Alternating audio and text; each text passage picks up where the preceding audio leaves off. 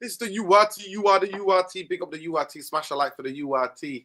Subscribe to the URT, people. We're here. We're live. Let's see if anybody catches on. Anybody wants to jump on.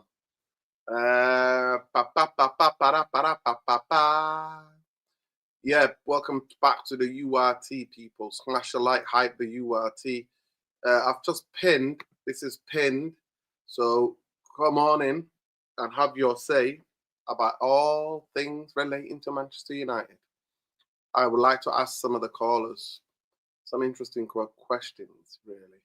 I want to know what they think, what's going to happen, transfer window, if we can make top 4, if we can finish 3rd. So all of these different things are open. But, you know, as you know, we're shadow banned because we don't give a damn, as you know, people. But we're here. So big up to the people. Smash the like, subscribe. Let's be having you. I mean, I could be watching a Milan derby, but I'm here instead. I decided to spend it with you. Other than that, Ramadan Mubarak to everybody. Solidarity and love to all my people worldwide, especially to the Iranian people, as they're getting bombed right now. So yeah, sending them love. But big up, people. Big up to the masses. Let's see if anybody's calling them in. Let's see if anybody's calling in. Come on, people, call in. I want to have a conversation with a fan base. This is the pin. I'll star it, but this is the pin. That's the thing to go to ring in. Big up. Manchester United actually linked with Carves. That's clear. Yeah, it's BS, bro. I find it really difficult to believe that Manchester United have got the money to get that guy. But if you listen to the blog sphere, if you listen to everybody on X and everywhere else, the media that make money of Manchester United clickbait, Manchester United are linked to the whole world. But then some of the fans are telling me that we don't need. I think we need 8 players. Some of the fans think that we don't need that many players. But as we can see, we need a centre back. We need a left back. We need a right back and a left back because we need to have somebody. I don't rate Diego Dalot and I don't rate Luke Shaw. We need 3 midfielders, in my opinion, because Manchester United have neglected the midfield and it's been to the demise. The more we neglect the midfield, the more to the demise. That's what Manchester United have been. And then we need a left winger as well. And a lot of the people that have been offered, I'm just like, you're making me laugh. Like anything else, Prem proven for me. I'm not going abroad, mate, unless you're certified. Certified. Unless you have physicality and certified technical ability, tactical awareness, technical ability, and you've got the physicality. I'm not coming your way, mate. He plays tomorrow as a number 10. And he plays... Yeah, he plays more as a right winger than he plays as a left winger. Yeah. No, I wouldn't take Ismail Assar. He's quite injury prone as well. Let's forget. He's got, even his Watford days, he's quite injury prone. So I'm not a big fan of him. I rate the player. I think he's good. I think he's really effective. But I just don't think Manchester United need him by the time he's age. Yeah, big up Eugene in the house. Big up Eugene. Big up, man. Listen, in your opinion, right, where do you think we should strengthen other than midfield? Midfield, for me, the two fullback situations are a must. Manchester United need to have a robust fullbacks that can go up and down. Because let me break it down for you tactically a bit. You need to be able to have people who are going to double up with the inverted wingers, with Amar or Mbeumo when we buy a left winger as well. Who are going to take players away, especially when you got players who sit deep. Lot of fullbacks invert and try to stop counterattacks, but we need actually people who can cross the ball. A lot of people are talking about the Newcastle kid. I doubt it. He's a big Newcastle fan. The reason why he left Chelsea, Lewis Hall, he went because he wanted to play for his boyhood team. I don't see Manchester United getting him out of Newcastle. For a fact, Eugene, I don't see Manchester United getting anybody out of Newcastle. What do you it's going to cost them an arm and a leg. So let me just answer that.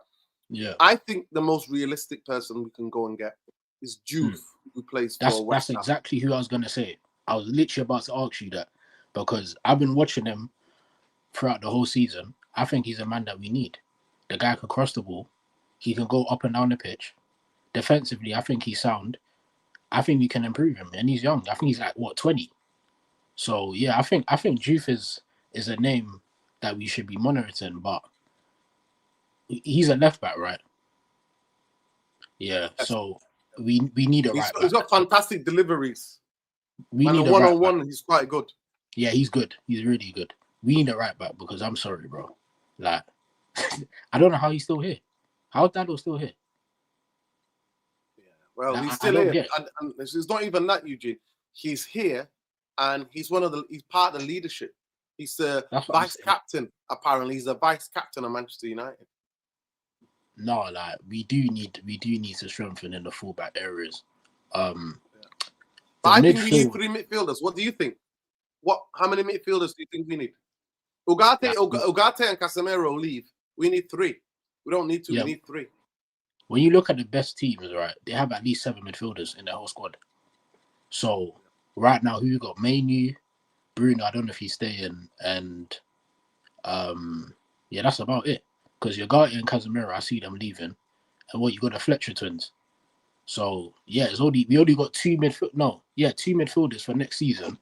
We need about 5 midfielders. Obviously, you're not gonna get those 5 in one window, but we need at least 5 midfielders because you're not relying on the Fletcher twins to come on and make an impact. So we need at least 5 midfielders. The big thing about the Fletchers is that the level of physicality. I'll tell you who midfield that we do have, and I would like to see him given a chance. His name is Morehouse. I don't know if you know him. He played for Ley Orient. He's 20 years old. He's quite physically adept. He won't look at a place if he went on the football pitch. He's quite stocky. He's been on the bench for a couple of games this season. I would like him to see him. I would like him to play because they let Collier go to Hull, I think. Or Hull, or who did he get? Hull. And he's injured as well, apparently. But yeah, they let Collier go. And so, have you got me on, bro? Can you turn me off?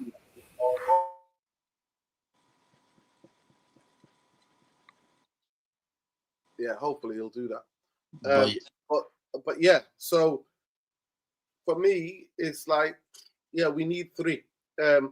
I've shown it before. I don't know if you watch the channel, Eugene, but I've shown and I've explained how Manchester United decline coincides with the decline in the purchasing of good midfield players. Yeah. So the more we can neglect the midfield, the more Manchester United demise. They go down together like that. The more we neglect that position, the more we go down. And then you got coaches try to come with some BS and playing 2 in there. That's not going to work. And somebody playing just 1 in there, it's not going to work in the Premier League. Need midfielders. We need. Elliot Anderson to me is a generational talent in terms of where he is. But I think that deal is done with. I think they had to move in January to get him, and they didn't. So I think they had 75 million. I think I would have put 80 down for him to get him out of Nottingham Forest, but they didn't. And now Man City most likely going to get him. Adam Wharton is somebody I'm not too sure about. I think you need to have physicality in that midfield around him. And I think we already got Kobe in that sense, but I do like him. But one thing about him, he doesn't finish games. He gets tired out around, you watch it, he gets tired out around the 67 minutes. Wharton's my favourite player to watch right now. Yeah, but he gets tired out. He never finishes game. I'm not seeing him. I've never watched him where he finished the full 90 minutes of the game. There's something wrong with him. I don't know whether he's protecting an injury or he's got some fatigue issues, but he never finishes a game. And at Manchester United, it's not like Palace.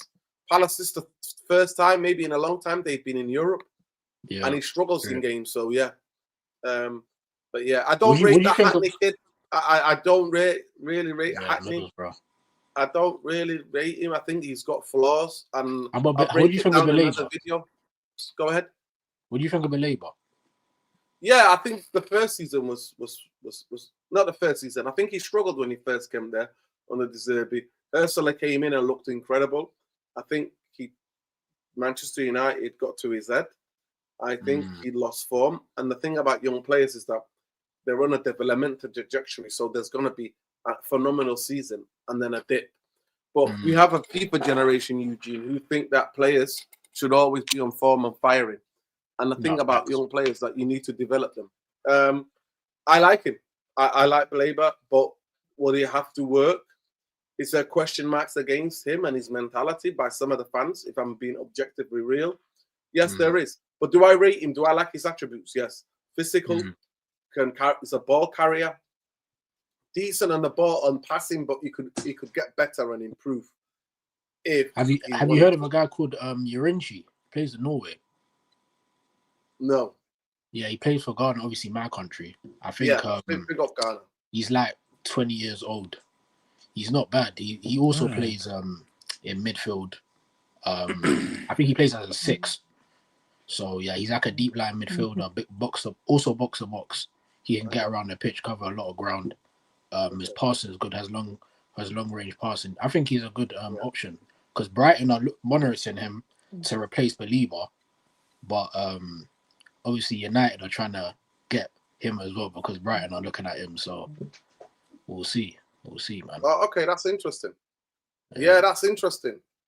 Sangara at Lens, people are looking at him, but I think obviously Baleba came from the French league, and I always think the French midfielders adapt better to the Premier League than most of the midfielders. So I do like Sangara. He's left-footed, but I think he might be, if he was brought in as part of a 3 and for him to develop, we waited for him to develop, then that might be a different thing. But do you think we need a centre back as well? Because I'll be honest, 100%. Because I'll be honest, Lissandra and De Ligt, like, how are they going to stay on the pitch? They've been injured, bro. And Harry Maguire before this as well was getting injury prone. But yeah, big up Eugene. Big up to you, love. Yeah, big up to Ghana as well. Wishing them well always. You know me, I support every African team. I'm always cheering for everybody. Big up DJ. Go ahead, Ores. Talk to me. Yeah. Big up Nuruddin. Hope you're doing well, man. Yeah, listen, look. Yeah, man. Talk to me. I really, really hope I'm with you, bro. Like with Carrick, I don't want him to be permanent, bro. I really don't. Because I feel like it'll be the same mistake what we did with Oli. So, in terms of signings for the summer, I think that's your show's about. We need to prioritize midfielders. Why on earth is Carrick talking about left wingers when Casemiro is obviously going to leave, right? We need a CDM, and for me, obviously, listen, Adam Wharton should be the one that we should be looking at for me. I've been watching a lot of games with Wharton, but I don't understand what this club. What do you say to those people that says there's something to do with his fitness or is carrying an injury? He never finishes games. Big up TJ, big up Noah. I'll be coming to you guys in a minute. Just hold on. Big up. Is that Adam Wharton. I mean, not really. Yeah. Obviously, he's still always young. gasses out around the 67. Yeah, the 67 minutes, but he's not that young. You know what I mean? He's not that young, is he? How old is he? Adam Wharton. Let me just check. I think he's been playing professional football for a couple of years now. Yeah. But no, I don't know, to be fair. I don't know to that, but I still think we need them. But again, I don't think one midfield is enough. Like I say, we need Adam Wharton, but we need more. We need Adam Wharton. We need Elliot Anderson. Baleba, for me, I've not been impressed with him this season because I've seen Fabian Hertzler take him off after 30, 40 minutes. So I don't know what's going on there. So yeah. But no, we need to prioritize midfielders. I need to. Why are we trying to sign more attacking players? I don't get this club's method. But then again, Nuruddin, Ineos hype, you know. So yeah, Ineos. But anyways, look, yeah, we need midfielders, and this structure, Ineos structure, best in class nonsense. You know, Omar Barada, Omar what? Yeah, listen, they don't know what they're doing, Nuruddin. They don't know what they're doing. Mr. Weetabix, Wilcox, and Omar Potato Barada. That's who we got, man. I don't know if you saw Nuruddin, but United have appointed another guy from Man City. So here we go again. You know. Jobs for the boys, but yeah. The demise, the jobs for the boys, man. Jobs for the boys. But it's not just about transfer. It can be anything. Is there any other thing that you've got on your mind that you want to talk about before we go to DJ? So I've got a question for you, Northern. Obviously, we've got 8 or 9 games left. Where do you think we'll finish? Because I think top 4's. I don't think it's secured yet for us. But where do you think, Northern? I don't think it's secured yet. I think we have to beat Villa. I genuinely think. I'm not looking far too ahead than the next game. The next game is Villa next Sunday. We're playing Villa exactly around this time next week. That game should be finishing. I don't know even. I'll have a look to see what time's kickoff. But yeah, that's who we're playing. Yeah. We're playing Villa. So I'm not looking too far ahead. Genuinely not looking too far ahead. And I refuse to do that because this league, 2 o'clock we're playing. So by this time we'll know what happens. But after the performance against 10 men, for me, which was embarrassing and was dire, and unless if you've been watching this channel, I've been calling it, since the West Ham game, and people are like, oh, but he's got no depth, so who's to blame for that then? No, why some of these people are telling me, but we made some great signings. So where's the strength and depth then if you're supporting Ineos and the Glazers? Like, what are we doing here? I want to say about Carrick, right? Why does he make subs way too late? That's another thing which pisses me off. You watched the video before he got appointed. I did a video and I broke it down. I watched the video. I saw your tweet on Twitter. You said at the Newcastle game, Carrick, if you were right, take off Luke Shaw and then Mbeumo at half-time. He didn't do it. So he's too slow for me. He's too slow to make changes for me. And this is another reason why I don't want him to be permanent. You can win as many games as you want, but I think some of them he might win some of the match-going fan base for me. That's why I'm a bit scared of it because they keep singing his name. It's Carrick. Nuruddin, you might be part of the chant. You might be singing that as well. So no chance. No chance. But look, do not get carried away, man. I'm not going to be emotionally manipulated. The thing why I think Michael Carrick is a big mistake because these lot women will try to manipulate the fans, and they won't back him. They'll just use him as a thing just to bait, so that he's a protection. Like Ole Gunnar Solskjaer became a protection for Ed Woodward, and became for the Glazers. He became a protection, even though he's donated to anti-Glazer fan base before he became Manchester United coach. So. This is what it is. But big up to you, man. All right, I'm gonna go to Paul and then Noah. But big up, bro. Love always. Go ahead, DJ Paul. How you doing, King? Well, it's been a minute. I've been working, doing my thing. So that's all we can do is to work and just Well, it's been a minute. I've been working, doing my bit of a delay there. But yeah, so I mean, on the topic of Michael Carrick, I know you're not a big fan. I know you're not his biggest fan. I remember one time you said you didn't rate him as highly as other midfielders that you've seen at the club. So I get where you probably stand on that. But I think he is doing a good job. I mean, I do acknowledge the fact that he's doing a good job. And honestly, objectively, I can say that because. If you look at how many games he's won, he's played 7, lost 1, drawn 1, and won 5. So I can objectively, that's what it is. But do I think Manchester United? I put the 4 categories because everything they try to brainwash me, they say, is his in-game management on it? Because this is a rehearsal for the job. Do you know what I mean? So I'm judging him on in-game management, and that means substitutions, lineups. I'm looking at improvement of the players. I don't know. I've done a show. I've graded him, and some of the things he's done really well by improving, getting the best out of players. That's a high out of 5. I gave him 4, I think, or 4.5. But his in-game management was to me 2. So there is a grading. I'm not just saying I don't rate him. I just judge the things or the metrics that I think Manchester United coach needs to have. First team coach, not a manager, by the way. First team coach. I just want to remind people. But go ahead. In-game management, I do agree, does need to improve. He's done certain things where I'm just like, I think you need to make the sub early. Like in the Newcastle game, I feel like Diallo, Xerxes were brought on too late. I feel like if he brought them on like 20, 25 minutes earlier than expected, I think we we probably sneak a 2-1 and we just walk away with 3 points, or at least we don't lose the game in which we did. So there are a few things that I do criticize Carrick about. I'm not going overboard with it. With people who are like, oh man, this is why Carrick shouldn't be given the job and anything. I understand that we still have, our shit owners in charge. So I always need to be cognizant of that. Do you think they will back him? Do you think the owners will back him, Paul? That's an interesting question. I honestly have no idea. I have no idea. I think they knowing would. From the past when they had a former legend of the club own him. Do you think they packed Ollie? Now, I mean, Ollie was kind of backed in a way.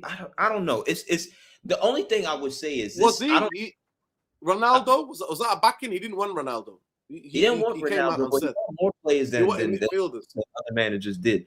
I would say in terms of this and Ollie, I don't know if it's exactly the same thing because Ollie didn't really do too much coaching. And I think Carrick and McKenna were the ones who were really much like the face for Ollie. I think Carrick this time you could actually kind of see what he's doing and the improvements that he's making on the pitch. Would they back him? I'm not sure. I wouldn't be surprised if they don't, because United have always done this before, where they get managers in and they use them as a front for protection. I do believe we do need a lot of players in the summer. We do need midfielders like crazy. We need a brand new. How many players do you think we need? How many players do you think we need? I think so. I'd say at the minimum we probably need like 3 midfielders, 3 or 4 midfielders. So 3 starting midfielders. Maybe you have one as like a depth, signing, a rotational signing. You need a left back, which I'd say now brings it up to like 5. And then you might probably also maybe need a backup goalkeeper as well, because I mean Onana and Bayindir, they're not good enough, and we only have Lamens in goal. So I'm probably maybe looking at like maybe 6 or 7 players, and a left winger too as well. So there are a couple of players we do need, especially if we are going into the Champions League next year, where we would need 2 games a week and we need to rotate players. This team cannot play 2 games a week, and we've seen already where if you just play on a Sunday and you play on a Wednesday, the difference is there. The difference is there, and we've dropped points against West Ham, which we played midweek, and we played Newcastle midweek as well. So we still have levels to go, but I'm gonna be real, and you might disagree with me. I don't think we are as far away from the title. I don't think it's a million miles away. Like I don't think it's something where it's like, oh, it's light years ahead. Maybe I'm crazy. Do you think with these owners? Now, ownership. The days that manager wins the league without ownership's support is over. If you don't buy, if you're not competing for the best players, and they've already stripped their wage, the wage, they've already stripped that. But listen, DJ, let me come back to you because I know it's been waiting patiently for a while. I'll come back to you. Big up Noah. Okay. That's okay, no, go ahead. Yeah. Well, listen. Right now, I don't know what to say. Who am I going to trust? Either because of these Glazers, either because of the managers. Listen, Carrick has done well. Ever since he came, by 7, we've been winning 1 draw and 1 loss. Listen, last week, for me, that the performance against Newcastle, it should have been changing in the second half, because I don't understand that Amad Diallo and some of the players didn't even get in on the second half. It should have been stepped. But the responsibility, it's on Carrick. He should have done better, because, Mbeumo didn't play well. Same as Luke Shaw, in my opinion. Even those midfields as well. Because, Fernandes, it should have done better. Even Cunha, the position that he was confusing him, where it could have been played. But for me, the reposition that he always been playing was at the 10, even at the right wing. But still, even at the end of the season for me, listen, I just want a new manager, someone who can take that title, so that to fix this issue, you rather get rid of those players that you don't like. But as far as I'm concerned, my first choice, it will be Antonio Conte. But if not, I'll take Luis Enrique. Listen, 100%. But the problem is that would the Ineos or the Glazers take them? That's the biggest issue for me. Because how am I gonna even trust the boards? Because they're not even moving process by the foot. They're not even taking out those garbage. They're not even get rid of the situations. That's why. But for me, listen, we do need to fix the issues. Even our, the squad, even the bench, it needs to be fixed because we have long way to go. If we, if we want to be in this title race, like Arsenal, like City, or even Liverpool, if you want to win these titles, you have to fix those issues. Buy the fullbacks, midfields, even a striker, even the midfield, the wingers as well. But it depends who's going to be the next manager. Then that's all I can say. Okay, big up. Yeah. Big up, Noah. Yeah, I'm with you, to be fair. Don't know who to trust. I think Manchester United are way farther away than people think about the league. Going back to Paul's question, Paul's thinking that he thinks is not that far away. Yeah, I would believe if the owners were ambitious as you are, Paul. So if they were ambitious as you are, then I would believe that. I would be like, okay, yeah, then we have. But to me, there's zero evidence to suggest that they are. We played Malacia the other day, and people blamed him for the goal. I actually blame Harry Maguire. Harry Maguire could have come out to them and took the yellow card. They take yellow cards. They do tactical fouling. Malacia is somebody who's not played football for how many years and should have been let go into Turkey in January, but then they stopped it. So at the end of the day, he shouldn't even be here at the football club. And he's not had minutes. And to bring him up in a game like that, that was not the way to do it. Evan was there on the bench. Could have brought Evan on to see that game out a bit.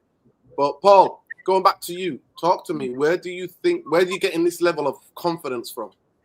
That we're not that far away from the league. I'm not going to say it's confidence. I'm just looking at the league right now. And, okay, Arsenal are doing what they're doing and City are doing what they're doing. Granted, City are not the City of old. A lot of teams have fallen off this year. Liverpool, Chelsea. I do believe, yes, Liverpool might be back next year. So I'm not disputing that. But I'm also saying, too, if we do play our cards right and actually attack the transfer window with a decent strategy of players that we must get in, a left winger, midfielders, 3-4 midfielders, a left back, a backup goalkeeper. Somebody even said a center back. If we can attack these positions well, I really don't see why United can't give the title race a go next year. With Carrick, if Carrick is at the helm, I mean, all left are good for me. If he could get top 4, then I honestly have no doubts of at least giving him a goal for that next season. If he can't get top 4, then I'm like, okay, maybe we could fall back. Top 4 for me at this point is what I'm judging Carrick on. If he could do that, if he can achieve that task, then I'm ready to give him a go for the next season. Other managers that I've seen, I don't. It's very risky. You look at Glasner now, Crystal Palace is crumbling. You look at what even happened with Thomas Frank at Spurs. He was the next rated thing. He went to Spurs. He flopped. Nagelsmann, I don't trust him. Thomas Tuchel, too pragmatic. Somebody said Antonio Conte. I mean, he's a dinosaur. Hansi Flick, high line. That type of football would pretty much cause an injury crisis to our team, and some of our players are not even suited to play that type of football. Enrique I like, but I don't even know if we really have the players to play that kind of football. So it's a catch-22, but I do think we are not that far off. We have shit owners, I agree, but if right decisions are taken, I mean, I'm not saying we're going to win the league, but to challenge for the title, why not? Like, seriously, why not? You're on mute. You're on mute. You don't think that it takes ownership with ambition, putting in proper football structure to be able to? I take your point 100%. Do I think that Arsenal are going to be as shit as that next season? No. Where they're scumbagging it now. Do I think Liverpool are going to be that? Do I think City are going to be that? Even Pep Guardiola leaves, they'll get a decent coach. The football structure will be they'll buy way they to the top. No, I don't expect all those teams to be, even Chelsea to be that horrendous. Yes, I agree. The Premier League in the past couple of years has been horrendous. So it does seem like we're not that far away. But we are far away because we finished 15th from the season before. But I understand the point that you're making. I think the standard of the Premier League, yes, you might have a point that you don't have to, because everybody else is horrendous as well. And everybody's got big problems. But I think majority of those other clubs have a way more equipped to fix things, to stop the bleeding, let's just say. You know, if it came down to it. If they had to go to MRI, they would pay. You know, the insurance. They'll whip out the MasterCard out, you know, in the US context. That's why here, if you get to the ambulance, you have to pay. You know what I mean? Even if you're unconscious, they have to make sure you pay. So that's what it might be. But big up to you, though. I appreciate it, Paul. Yeah, no problem. Great talking with you. It's been a minute. Always, King. Big up to you, man. It looks like it's sunny. Where you at? Yeah, I'm in LA. You know, the clocks have turned back, so now we get more sunlight now. Summer's coming, so you know, it's the weather's warm, so we can only thank the Most High for that. You know, winter is a mess. You know, a lot of people are shivering out there. So yeah, we don't want that. But I might be in the UK soon. So, and I'm probably might be in Manchester. So if I'm near or thereabouts, I probably will shout you out. And you know, definitely, King. Yeah, man. No Definitely. Definitely. Yeah, man. Love. Yeah. Marvelous. Go ahead, bro. Yeah. Yeah, sorry about that. For me coming in before, all good, King. It's all good. It's all good, King. It's all good. You know this, yeah. I'll be honest with you. Obviously, I met up with Musa like a couple months ago, like in Brixton. Like I'm from like near the area, so obviously it was quite funny that I was watching you guys like so many times before, and then I saw him. It was very, very obviously interesting. But yeah, he's a good chap for sure.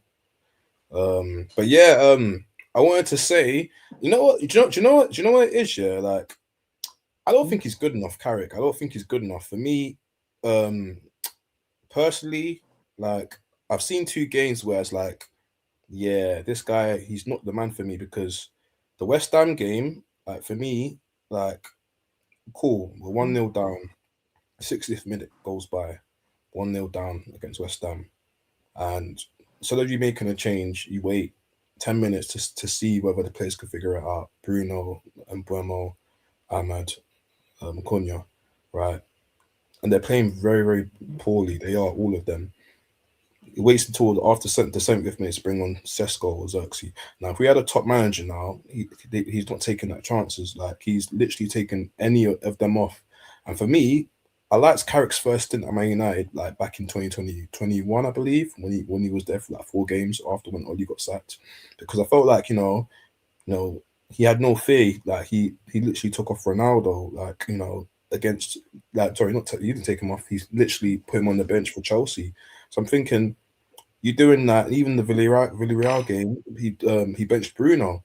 So I'm thinking, yeah, Carrick, why have you changed? Why have you changed how he was? Like, he was a lot more ruthless then. As manager in the first 4 games, he was very ruthless then. Now it's like it's a different character now. I'm thinking you've seen players that are playing badly, you're putting faith in them to figure it out, and then for them to get you a GA. No, like Manchester United is all about giving players on the bench a chance. West Ham, you brought Sesko and Xerxes on after it took you very long, took you off the 70th minute for you to bring them on when really and truly half time or even like 50th minute, 55 minute, you should have brought them on. Newcastle the same, you know. Ahmad was on the bench, Xerxes was on the bench, right? Buemo's playing poorly. Cunha decent. Bruno bad. Sesko very bad. No. Sesko, it's not really his fault. I'd say Buemo was very bad. Bruno was very bad. Them two are very bad, right? And it's funny because it's like it goes back to the same. I'd say the same.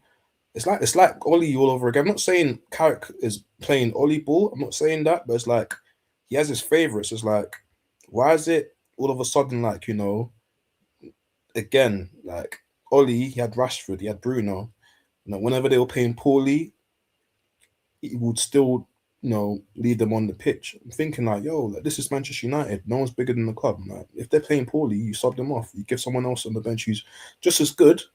Bring them on and they can change the game. It's the same, in Newcastle, same West Ham. I'm saying Carrick is playing better football than Ollie. I'd say that. I can admit that. But like he still has his favourites, like there's favourites in the team, like especially Bruno. For me, I don't care about 14 assists. Like Harry Kane scored 30 goals every single season. What did Tottenham win? Nothing. What are we gonna win? Nothing this season. And Bruno, for me, like, this might be unpopular, very unpopular, right? If we get rid of him, I guarantee we'll start playing liquid champagne football. This guy breaks down attacks. He can't dribble past a player. He doesn't use his brain as well. Technically, he's okay, but he doesn't use his brain. Like, what he lacks is there, Bruno Fernandes. And I guarantee right now, if we get rid of that guy, cool, it might take us a couple months for us to get it together, but trust me, we'll get it together and we'll play so better, far better. We will be a far better side. Maybe if we play Kobe Manu in the number 10, or we bring in a number 10, or Cunha plays number 10, who knows? But I'm telling you right now, Bruno is a net negative. He is. And Carrick, this guy was playing with Paul Scholes. He was playing with ballers, right, in this time. And you're seeing a midfielder like that giving the ball away in midfield in stupid places, like sometimes, in our own half, and then the other team scores a goal. Like, come on, Carrick, like, this is not the. What about those who say 100 assists, 100 goals for Manchester United? Who, Bruno? He's a record breaker. It doesn't mean anything. What have we won? Have we won any Premier League titles? Have we won any Champions Leagues? It doesn't mean anything. It's like Harry Kane at Tottenham. It's the same thing. Bruno, thing is, the difference is Harry Kane was actually a quality player. He was. Bruno is nowhere near his level. He's not. But it's the same result. We didn't win anything. Yeah. This has literally been our worst tenure at Manchester United. And players like that, we're building a team around. We're building a team around the wrong players. I'm telling you right now, players like that, we've given them the chance. We've built this team around Bruno. We haven't done anything. Thank you very much. Goodbye. Let's move on into a different era now. I just wanted to offer some interesting perspective. Do you know that he's told the club he's not going to decide his future till after the World Cup? Imagine that was Pogba. Imagine that was Pogba. Thing is, listen.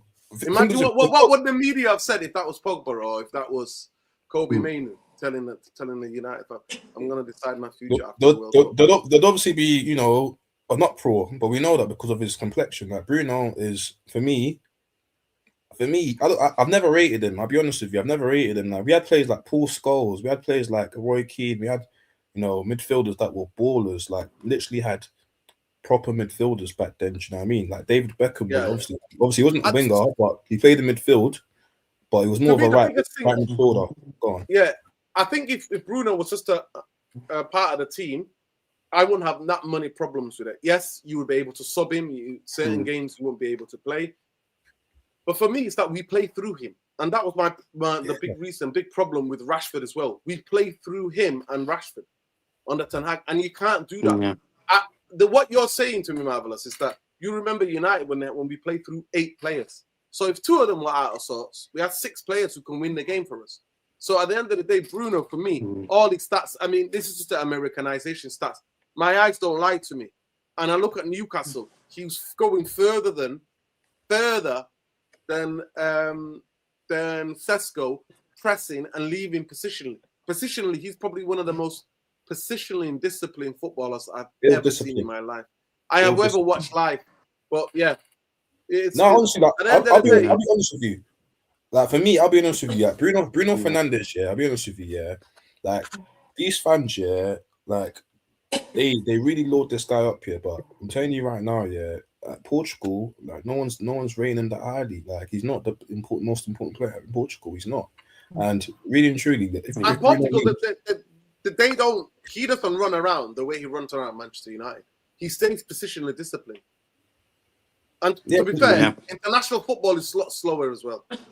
Yeah, because we've literally given the guy like a golden spoon. We've given the guy, you know, a Superman cape for him to be our savior. And when really truly, like, he should just be any guy. Like he's just any guy. Like there's plenty of midfielders that we've seen back in the day that were a lot better than Bruno Fernandes. I'm telling you, even for lower teams in the Premier League, that there was literally players like if you go back to the days of like Aston Villa with Gareth Barry in the midfield, like he was controlling the midfield. Game's all about numbers, though, Marvelous. The game's about numbers, goals and assists. That's it. Yeah, but for me, we need control. We need players that can control the midfield. We need players that, you know, doesn't give the ball away 20, 30 times in one half, in the first half, and another 30 times in the second half. We need players that, back in our day, like, you know, obviously, like, literally back in our day, when we had Scholes and Carrick in the midfield, they only gave the ball away, and we won most games because of it. I feel like now, in the past 4 games... I'm about to go. Big up to you, okay? Big up, Noah. Go ahead. Big up to you, man. Yeah, big up, Noah. I say in the past 4 games, like for me, like of course we've won, right? But two of those 4 games was because we was playing against 10 men, right? Tottenham and I believe who was the other team that played against 10 men? I think it was Newcastle, but we lost that match. But like I believe like Everton and Newcastle this season we've lost. Yeah. And Bruno Fernandes, yeah, for me, has always been the guy that's always been the detriment. Like, he's the detriment. I don't care about the goals. I don't care about the assists, yeah. Watch the game with your eyes. Like, for me, I'm always screaming at my TV at him all the time. When he gives the ball away so many times, more than other players, like, and it's like, United fans they won't even bat an eye. They'll just ignore it. But when it's someone else now, if it's Kobe Mainoo now, yeah, they that's when they want to see. That's when, they're alert. For me, Bruno Fernandes, I'm telling you right now, if we get rid of that guy in the summer, and we play Mainoo in the 10 or Konya in the 10, and they're both interchanging, we'll be a much better side. All we got to do is get a left winger, put a left winger there, get two central midfielders. I'll get a left back as well and a centre back. So I get 6 players in total, and then that's it. Well, we're good to go. I wouldn't say, can we transfer the title? Probably not under Michael Carrick, because I believe he's lost his edge in terms of being ruthless. I feel like he's not ruthless anymore. Like when you see something's not going right, you got to change it. And I feel like he just sticks by it, hoping that it can change like later in the end, and it doesn't. And we end up, I guess, scamming a win, which we did against Crystal Palace, because really and truly, like against Crystal Palace, of course it was a penalty, but before the penalty, like he had no. From the West Ham to the Everton game, we were getting bullied. We were getting that physical. We got bullied. And Newcastle, for me, the idea that we lose 10 men in the second half, it's ridiculous to me, man. Absolutely, he had no clue. How hopeful are you? How hopeful are you I'll ask you a question. How hopeful are you of them getting the 6 players that you think we need, and them having a good start to next season? How hopeful are you of that? I think this is why I kind of agree with you. Like, I believe in terms of the owners, and I'm sorry, because it's Michael Carrick, I feel like if we had a top manager, I feel like Enrique, if we had someone that was ruthless, like Enrique, even at De Zerbi, even though he's not as good as Enrique, but I feel like we had a manager level, then I feel like the board will be forced to make signings, 5-6 signings. But because it's Michael Carrick as manager, I think they'll take the piss. I don't think they'll go all ham. I don't think they'll go all the way and get the players that that we need for him in the team for us to go on and obviously march on next season. I don't think so, because it's Michael Carrick. I feel like it's going to treat him like he's a son. Like, yo, we're going to give you this, but not just the minimal, not the max. Do you know what I mean? And that's why I agree with you, because like the owners, it's funny because it's smart how they got Michael Carrick. If he does well, we'll get him in full term, 2 years, permanent manager, but now we can take the piss. We can obviously like use him as a shield, you know, for, you know, I guess not giving him the players that he might need, or giving players but not enough. And then if he does poorly next season, then the fans will have no choice but to back Michael Carrick because he's a Man United legend. But if it was any other manager, especially a top manager, trust me, like these Glazers, the Ratcliffe, you know, Ineos, you know, they'd have no choice but to back the manager. That's why I believe, for me personally, obviously there's a few things I don't like about Michael Carrick. He's not proactive enough. He's got favourites in the team, but also because he's a Manchester United legend, they're going to look at that as well, the Ineos, and they're not gonna back him all the way. That's just my opinion, but I might be wrong. I hope I'm wrong. But for me personally, before the Newcastle game, I was 50-50. But now it's like, I don't want him to be manager. You agree? Yeah, I agree. Showtime. Yeah, big up. Go ahead, Simon. Hello, Simon. Okay, somebody's taking a piss. Go ahead. Go. Let's. Are you there? Big up, Marvelous. Appreciate you, King. I think we see similar. We see it similar. I think we see similar things. But for me, the other big thing, what we don't know about Carrick before you go, is that they'll use they'll use Carrick like Ollie. The Glazers use Ollie as a shield. Yep. They'll use him they'll use Carrick as a shield to shield him. Already, you heard what Jim the Rat said already. Jim Glazer Farage, what he said already about, oh, we're doing well. Remember when he came out before, he said that, you know, immigrants colonized this country. He said about Manchester United, a lot of people missed it. He said, yeah, we're doing great on the pitch. We went out the League Cup and we're out the FA Cup. And then whether they're playing 3 days, every 3 days, whether they're playing 11 days later, there's no energy, there's no intensity, there's no physicality. So how will we fix anything? He's absolutely deluded, but it is what it is. You know, me, I don't trust the Saudis should have bought us. I don't know why they didn't. Somebody's asking you it, bro. Somebody's asking you who would replace Carrick, Bruno. We got two replacements in the team, bro. We got Mainly, we got Cunha. Like, listen, mate, and trust me, they're both better. They're both better than Bruno. Like, for the team, in terms of numbers, of course, Bruno will put more numbers than them two. But as a team, in terms of how we play football, in terms of us actually keeping the ball, in terms of us actually having control, not only in the midfield, but in terms of the whole team from the attack to defense, they're much better than Bruno. And for me, I don't care about goals and assists. I care about the team as a whole performing well together. They're not being a lot of loose balls being, you know, overturned, and then the opposition gets it, and then that's it. You know, we're losing, and that's what happens a lot when we're playing with Bruno. We're playing with 10 men with Bruno on our side. But anyways, invite me again next time. Love, King. You on X? Follow us on X and tag me in a tweet if you're on X. Go ahead, Letso. How you doing, King? I hope you're well. We've got somebody called Mustaka. Are you there? Hello? You're taking the piss, so bye. Somebody. Yeah, I'm all well. I'm all well. Can you hear me? Yeah, good. We've got Troll. I need to be careful. Go ahead, bro. Talk to me. No, what's on your mind about Manchester United? It's been late. I know that you've been working. I've been sending the links, but you've been working. It's been late and you've been balling. Talk to me. Joe Berg? Big up to you. I've moved to the capital city of South Africa. Yeah, it's been hectic on my side. Where are you? I'm in Pretoria. Pretoria, for work, yeah? Pretoria. Yeah. How's it going? Yeah, I've moved this side. I've moved away from home. Yeah, it's been hectic. How far is it from Joburg? It's around 30 minutes. It's a 30-minute drive. Pretty much it's a 30-minute drive from Johannesburg. So yeah, it's not too far then. You could. Yeah, it's not too far. Yeah, it's not that. Yeah, it's not too far. It's not too far. But yeah. Would you say from the way you are now, the house that you're in now to the house, it'd be about an hour, 40 minutes to get there. About 40 minutes to an hour, door to door. Yeah, okay. I'd say it's roughly 1 hour to get to Joburg. Yeah. But yeah, man. I've been watching the shows. I've been keeping up. I've been watching Manchester United as well. Yeah, it's yeah, man.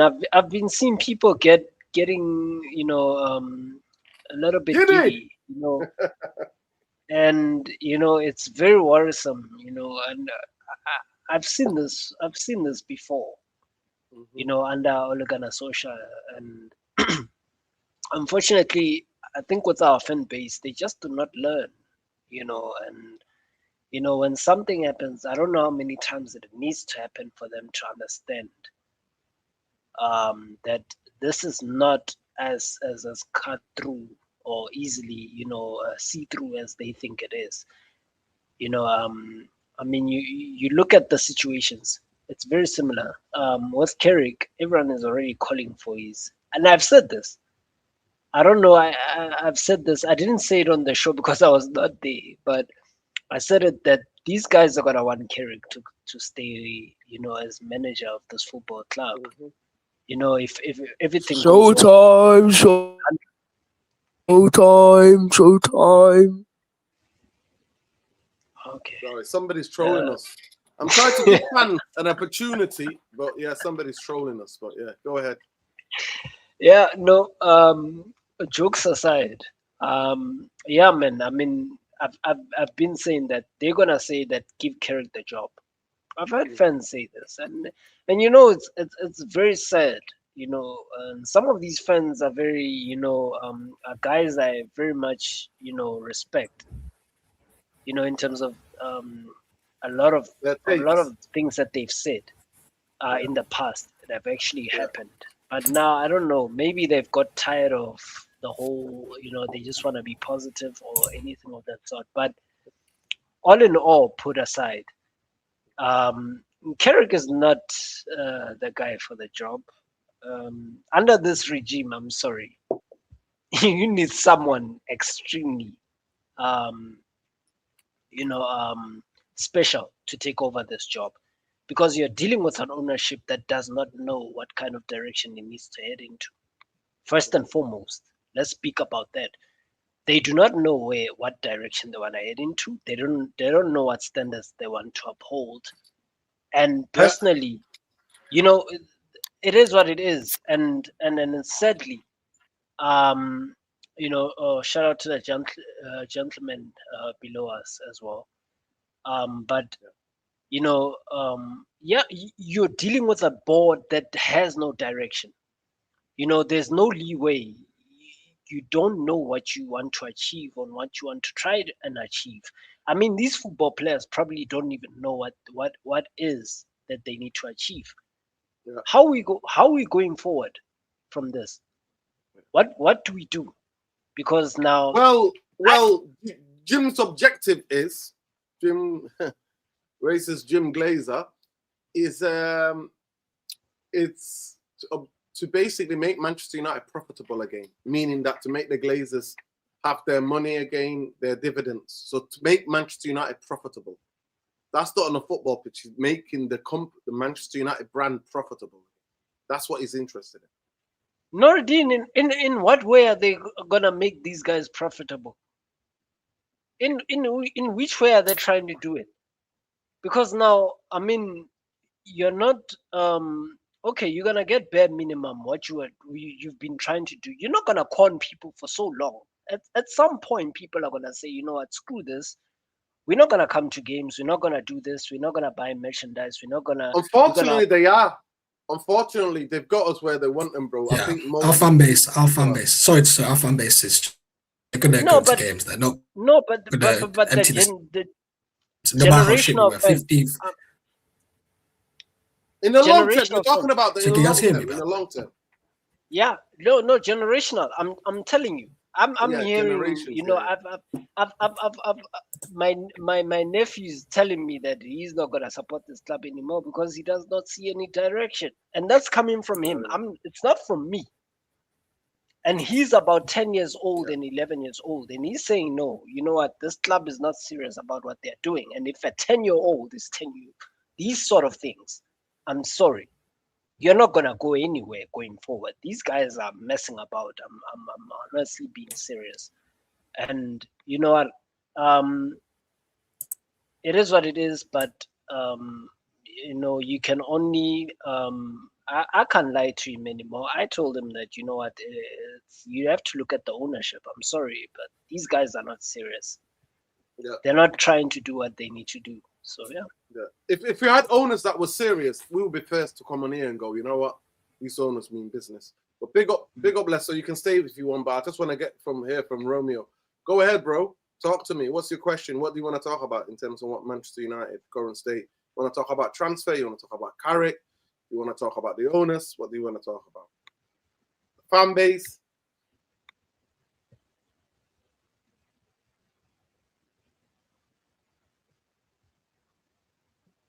Unmute yourself. Can you guys hear me? Yeah, you can hear you now. Yeah, so the connection's a little bit off, man. But big up to the panel, man. Big up to the chat. Yeah, big up to the channel panel. Big up to the chat, man. But yeah, man, Man United at the moment. Yeah. It's all right, man. It's all right. Where are you calling from, man? Are you in the UK? I've been watching it. Are you in the UK? Yeah, UK. Oh, you're abroad. Yeah, UK. Big up to you. Go ahead.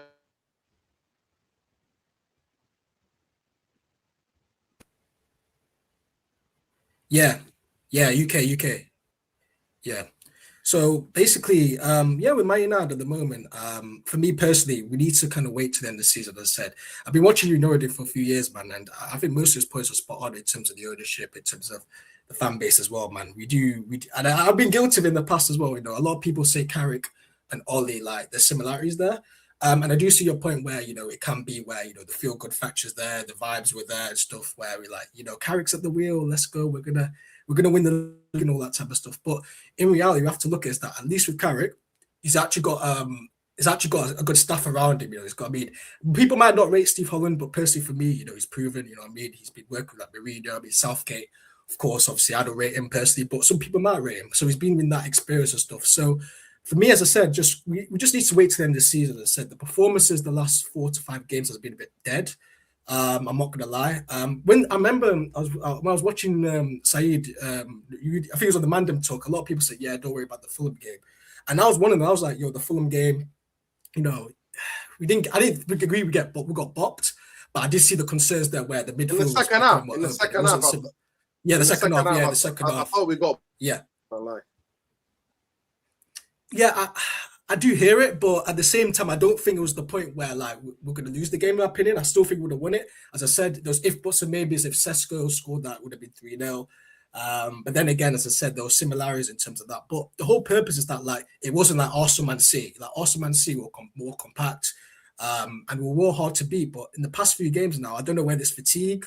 As I said, I think for me, as I said, the 3 weeks that we do have, we need to have a preseason because I'm fed up of just having the week off or anything like that. Like you see them post on Instagram, yeah, we're going on holiday. For what? The season's not done yet. You know what I'm saying? Like we're not guaranteed to get Champions League. I still think we are going to get Champions League football, but it's not 100%, you know what I'm saying? So we just need to play some friendlies and just get the fitness up.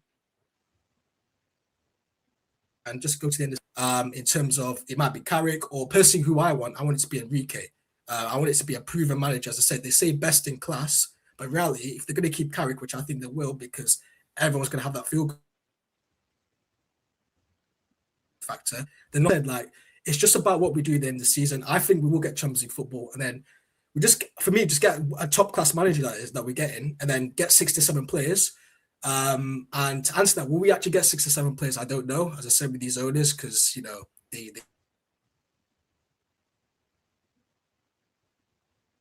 feel marquee sign is to get the fan base giddy, but in reality, we need to get at least 3 midfielders minimum. I don't hear this thing about we only need 3 or 4 players because 3 or 4 players. Look, we struggle.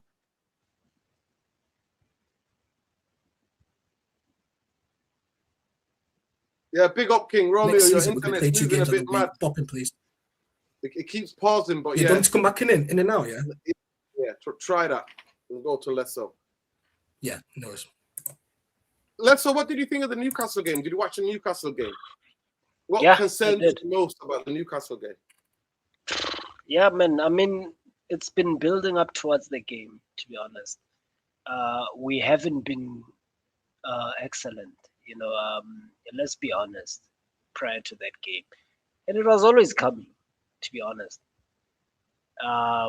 We've been, we haven't been really performing to the levels that we should have been performing to.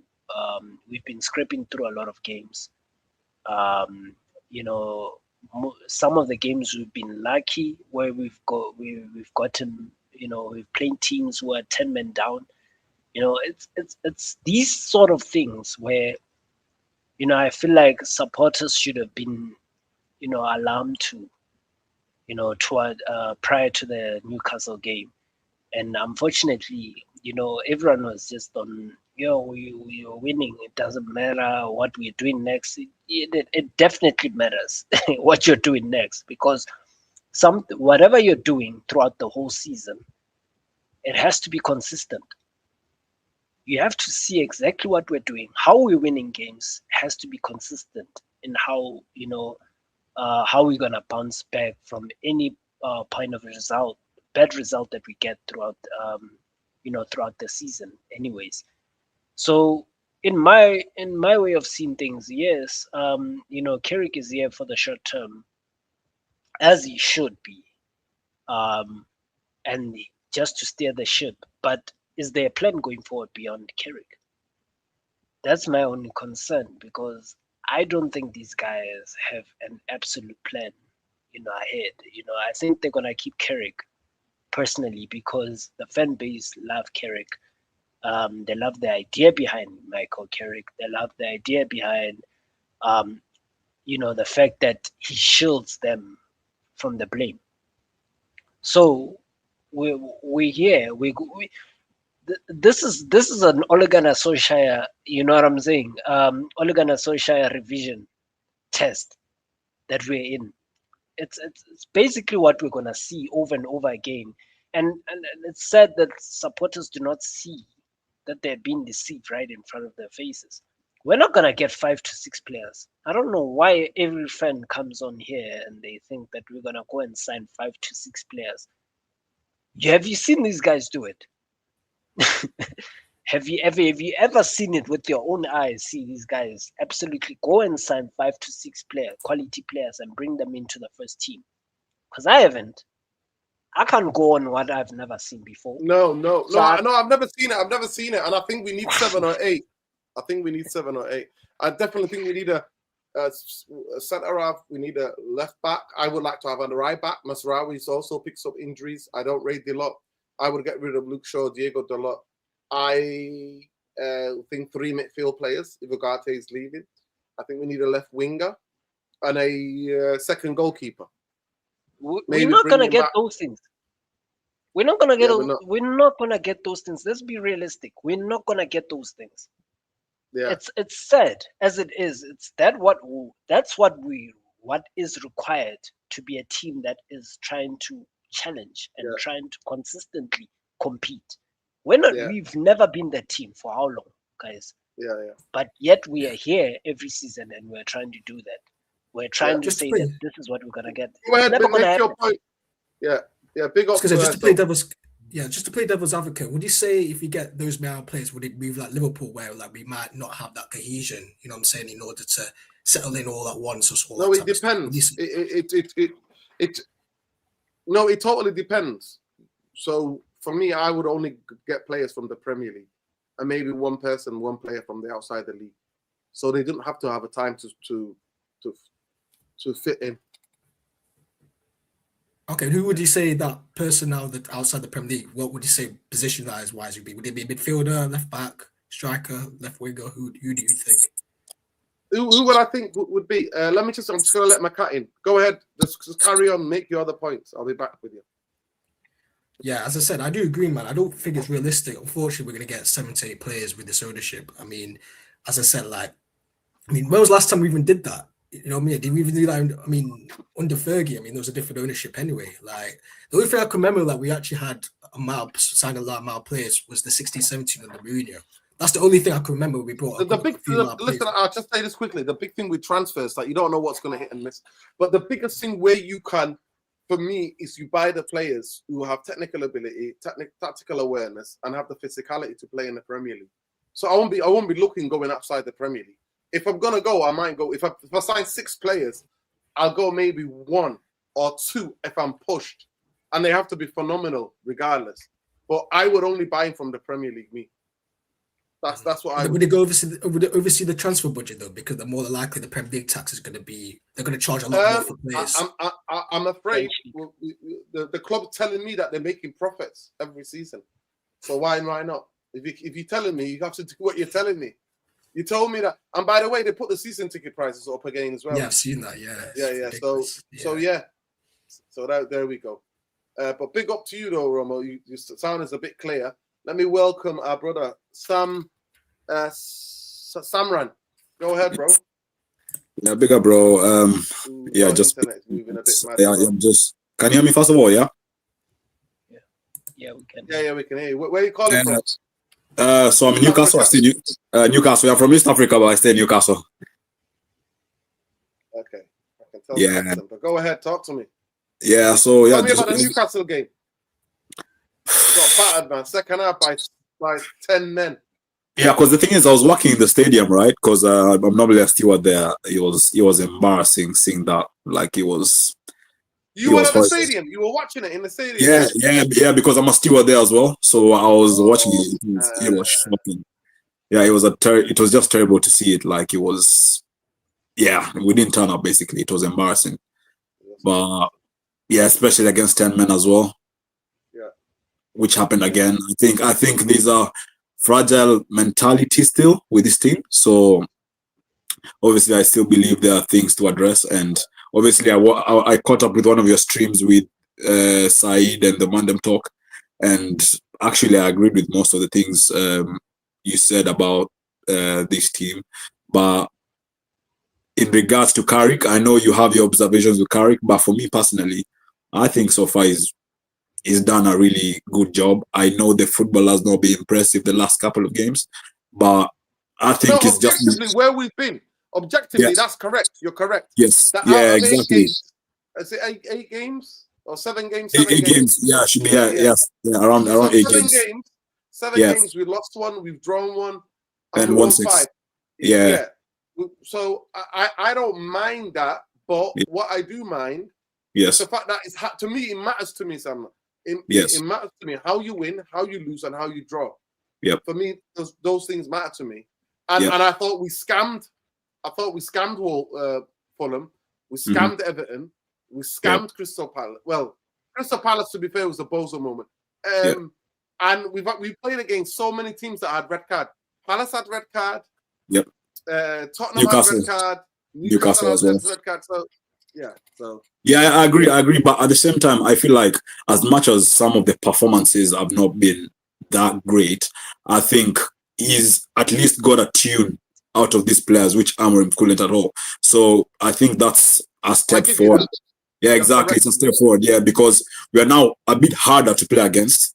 Obviously, the midfield, we still get overrun in spells during games. But for me personally, Carrick has just taken it back to the basics. And at the moment, that's what we need, because what Amorim was showing us was beyond embarrassing, if I'm honest. So for me, obviously, like when the season ends, we have to evaluate, like, is he going to stay or is he going to go? Are we going to look in other directions, like of the managers that are going to be available? But I'm just worried if we get another manager that's from, let's say, not in the Premier League, is it going to be another Amorim situation? You know what I mean? Because for me, if Carrick stays, should we back him even more? So it's a really hard predicament. So I don't know what your thoughts are for all of you three, but for me personally, from what I've seen so far, if we maybe focus on the midfield, because I think that's our biggest. Sorry, do you trust Ineos and to back Carrick? You know what? So far, I think the last 2 transfer windows we've had have not been that bad. So I can trust them to some extent, but not fully, because obviously with some of the things they've done in terms of keeping Amorim for a long period of time and bringing a manager that doesn't know what the Premier League is about. So I do trust some of the things they've done and some things that they don't do. But yeah, because it's really hard to gauge with Ineos. But in terms of transfers, I think they've done all right. I think I think they have no choice to back him though, because Yes. the audio under scrutiny anyway. Like, look at what Sir Jim Ratcliffe said about the immigrant situation. Like, a lot of sponsors are now looking at him thinking, "Yo, you don't look like a bozo." So I think that no matter who the manager is, you have to back who it is, because everyone knows By the way, now. it's not a like, manager. By the way, we only employ first team coaches. By the way, it's not a manager anymore. Yeah, first team coaches. Yeah, First I'll team give you that. coaches. So, Yep. first team coaches. So, as I said, like they have to back them no matter what, because they'll be more scrutiny than what they are. Do you think they backed Ollie? Nah, not necessarily. I wouldn't say. Well, I see the same thing coming along. I think they're gonna think him. But that was under yes, no other but I also think they moved. To me, the transfer window is not. Why didn't Manchester United? Okay, if you come in, you're the owner. You got Wilcox and Barada. Why didn't they make 3 signings in January and make 4 in the summer? Why, knowing that it was a World Cup year? Why didn't they take advantage and sign 3 players at least in January? Why didn't they do it? So who doesn't do that? The Glazers don't do that either. So what are we doing here? Like, we can't just say, oh, is this and that. We can't. Listen, this is going to be the last person to make a contribution. Go ahead, bro. Adrian, go ahead. Yo, anyway, I've been watching the show quite a lot recently. A lot of good opinions there. But with myself in it, I think with the whole manager situation, I'm not going to lie, I think a lot of people overstate it. I think it's mainly been a squad building that's let us down the past couple of years or so. Squad building. I think when you look at Amorim, one of the biggest defenses that I said for Amorim, I'm not an Amorim backer or anything. I'm happy that he's gone, so I just want to put that out there. But with Amorim, I think when you look at the team that he had when he finished 15th, right? Look at the players that he had in selection. And when you look at the players that we have now, we've got better attackers. But I don't believe that we've got a better squad. I don't think, regardless of what manager that you put in there, Carrick, Enrique, anyone, that you're going to get much out of these players, if I'm being honest with you. And that's just my take on things. I think regardless of what formation you play, what combination you play, look at the midfield combination. There's no combination that people are happy with. Whether it's Manu or Casemiro, that's the best one that we have right now. But there's no combination that's balanced.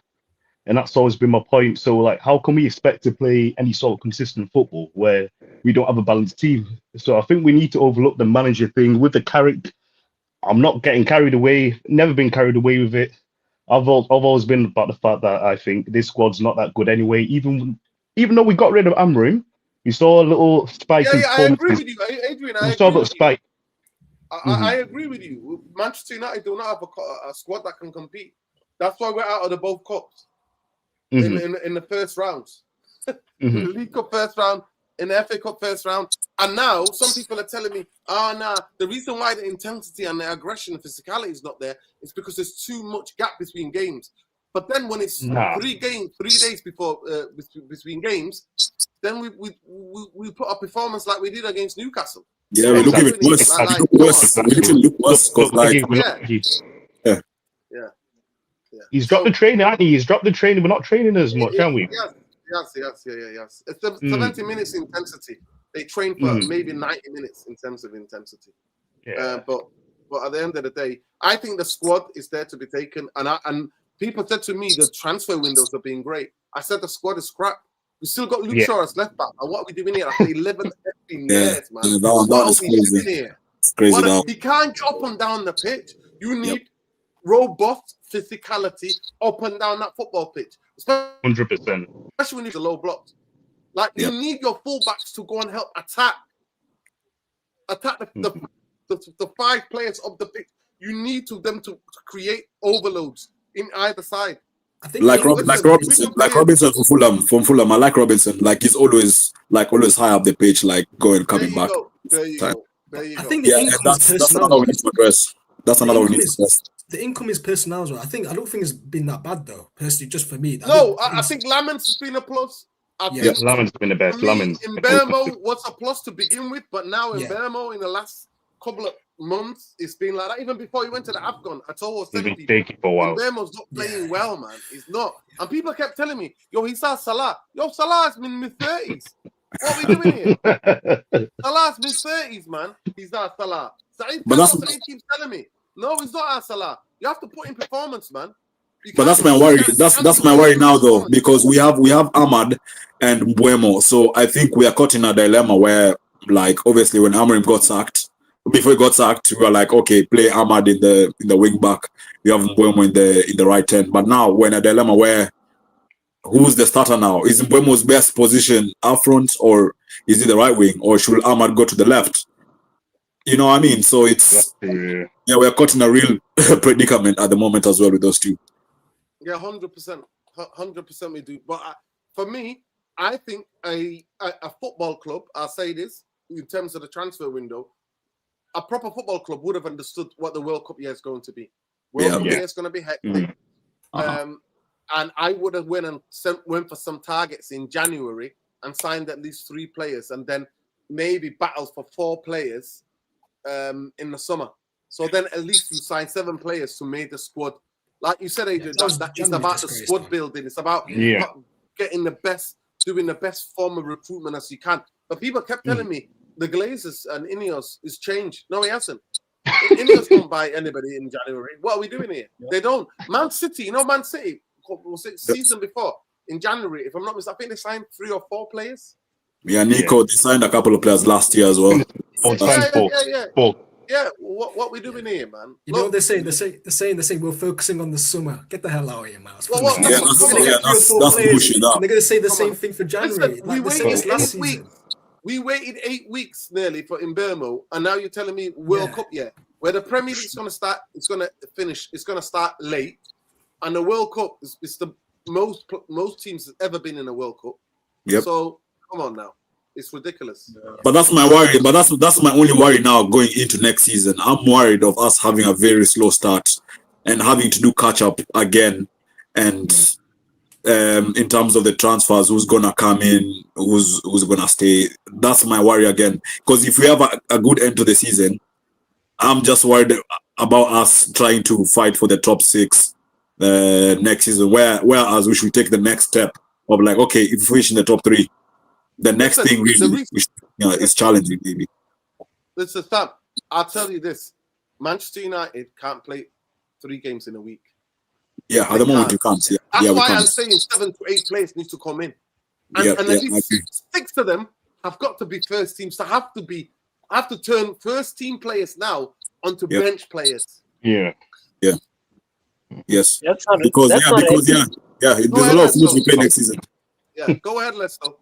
That's not happening. I'm big up, guys. That's not happening. I'm sorry. I don't know why everyone is optimistic about this whole thing. It's not gonna happen. These guys have just told you guys that this is what they want to do. They're gonna bring in minimum 3 to 4 players. At best, if you're lucky, that's 4 in the summer. Because you've got a World Cup here. And a World Cup that has a lot of teams in it for the first time in ever. Mm-hmm. So how on earth are you thinking that these guys are gonna pull up 5 to 6 signings? In previous years, where there was no World Cup tournament, they could not sign that number of players. So in this and in the essence, you're hoping at this point, you're hoping for these guys to actually get the number of signings that you want. Big up Susie as well. Big up Felix as well. Yeah. So I'm sorry to let it be known, guys. What you're expecting is very unrealistic with these ownership. These guys move in a certain way, and unfortunately, they've just told you by the minute when they vacated the January window, just like they did last season, that this is what they're gonna rely on. And they're gonna keep feeding you guys these new names every time when the summer reaches or towards the summer. They're gonna feed you names that these are the type of players that we are going for. They're not gonna go for those players.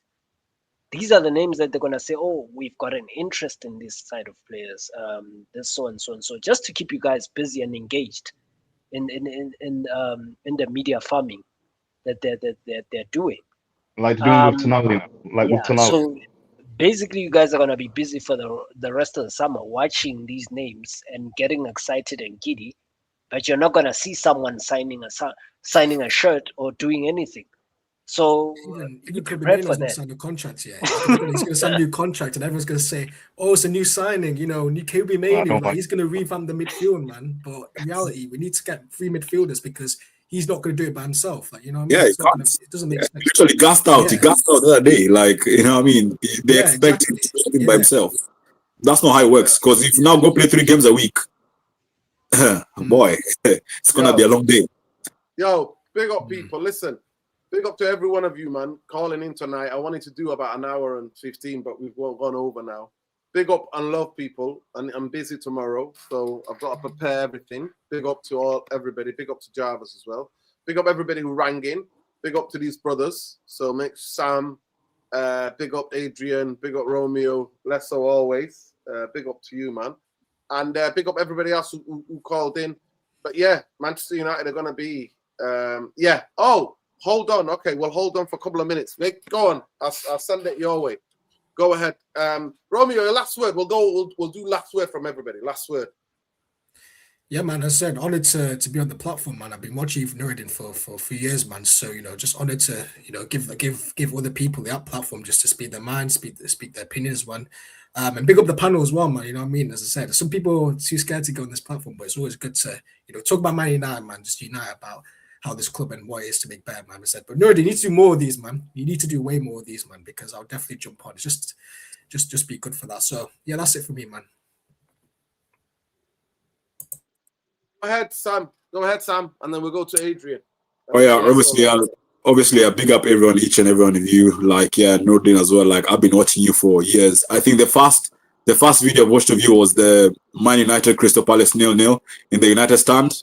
I think that's when like I started watching more of your content, and sometimes I did not agree with what you were saying, but I looked back, I was like, you know what, you're actually speaking like real facts, because it always comes into reality. But yeah, big up to you, and yeah, just keep doing more of this, like what's it called, the live shows, and yeah, I think most guys will join in, and yeah, just have a talk, and yeah, big up. Yeah, big up, bro. Big up to both you and Romeo, man. Big up to you, man. Big up. Listen, at the end of the day, I have an opinion. I never sit on the fence. I have an opinion. My agenda, I only have one agenda. It's these slots. Manchester United, for me, are a brand. We're no longer a football club. They don't do things properly. We don't do things structurally. We reward failure, like we rewarding Omar Barada for bringing Amarim in. Anybody who bought Amarim in should be the sack straight away. That is a matter, because I think if any of you guys employed somebody, owned something, and somebody bought you a coach like Amarim, you would have sacked them straight away.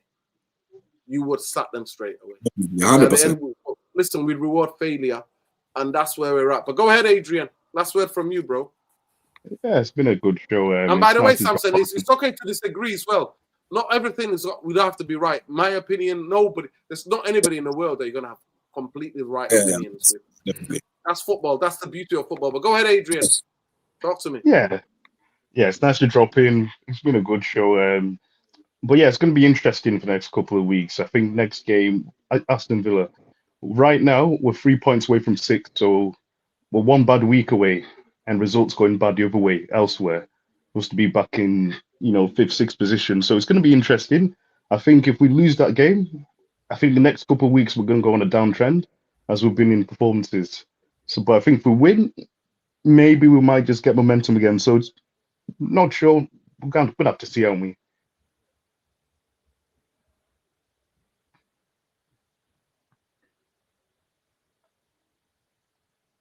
Big up, Adrian. I appreciate you. Let's go, bro. Now that I know that you moved, King, we're going to be trying to getting you on, no problem. But we know that you're working hard. But big up to you, man. The viewers miss your match reaction things, but we understand you're busy, King. Let's say you there. Big up to everyone. Big up to everyone who showed up. And big up to the comment section as well. Yeah, man. I mean, yeah. My last word is that we can, somehow, maintain the top 4 finish. I think we will. Personally, just off the way Carrick handled things. I just don't want him here for the full term, to be honest. We can't be doing this at this level where, we're getting giddy over a couple of results. Yes, he has attained the results that we never thought he would. But you cannot go off that for a long term, a couple of years that are yet to come. It's a different kettle of fish when you take over a job on a permanent basis. There's a lot more expectation. There's the pressure is going to be tenfold. And we've seen that. Unfortunately, you'd want someone who's going to be here. And personally, I want a manager who's well established so that he can expose the ownership. If the ownership do not do well by him, there's no get out card for them. Absolutely no one. No get out card. Whereas if you place Carrick in the driving seat, there's always going to be a shield somewhat. Fans will be divided. People will say Carrick needs to stay, or no, it's the ownership, and the others will be saying no, it's Carrick who's not good enough. The ownership is not that bad. We need someone who's there where there's no excuses whatsoever, and where we can go throughout and say, what, the ownership is just bad, because we've got someone who's established and who's won everywhere else. And possibly if they went to another team in the Premier League, they would have been as successful. But because it's Manchester United, they would not be successful. So this is why I want someone who's more established, because there's no excuses whatsoever. You have no one to hide behind. And if you fail, you absolutely fail. And we can get through to the cutthroat of it from the get-go. So, but other than that, big up to every one of you guys for showing up as well. Big up to Noreddin as well for hosting all of us as usual. Forever hardworking. Big up, listen. Big up to the comments. Big up. Football is a game of opinion, man. Yeah, big up, Lesso. Big up. Big up. Yeah, they're not going to hire managers. They're going to hire first-team coaches, by the way. And sometimes what comes out of the football club, I find it ridiculous. 1 minute they're saying, well, we need to wait to know who's going to be the first-team coach. Then before that they were saying, oh, we sign players for the club. We don't sign them for coaches. Make your mind up, man. What is going on here? You know what I mean? What are we doing? But big up to all you guys. Big up to all you guys, man. Big up, honestly. Big up. First time I spoke to Sam. How do you say Samran? Samran, yeah? Yeah, Sam Ryan. But just call me Sammy. Yeah. Just call me Sammy. No, I'm gonna call you your proper name, man. No, that's what we call me, Sammy. Sammy is the easiest. Sam Ryan, yeah. Big up Adrian. Big up Romeo. Big up Lesso. Big up to everybody. Big up to all those people trolling me because I asked Grok something and I spelled it with a CK. I'm dyslexic, man. You know how it is. But big up people. Love and light. Look after each other. Make sure you rate Tactical Devils. Just say De Zerbi's the best. That's what you need to go and do, people. De Zerbi's the best. Take care. I doubt it. De Zerbi wants to come to Manchester United. I doubt it. I very much doubt it. You want De Zerbi? He won't last it. Yeah. You want I don't rate No. I would like to say because he played good football, man. He knows how to coach players. But I know that with these owners, he will last 3 months. Exactly. That's my worry. That's very true. You're a Conte 22-23, man. This is it. But big up everybody. Free Palestine, like we said, solidarity with all the people who are facing colonization and imperialism. Solidarity with the people and the children of Iran who are getting bombed right now. And people in Palestine, Sudan, genocide in Sudan, Congo, everywhere where people are repressed with them. We were never going to shut our mouths, people, because people go, it's political. Nah, everything is political. Everything is political. Don't let anybody tell you otherwise. I'm somebody who's born in that continent. So I survived civil war, people. War is the most horrible and devastating thing that can ever happen to people. So my heart goes out to those people. And you know what imperialists are going to do? They're going to imperial, man. But yeah, F the war machine, F the imperialists, the colonizers, F the Glazers, F Ineos. And if you want to be down with them, and you know where to go. Big up. Love to the panel. Big up to the boys. Big up everybody who called in. We'll definitely do more of these, 100%. Especially in the next coming days and weeks. Love. Take care, people. Take care. Free the people. Free the land. Free everyone.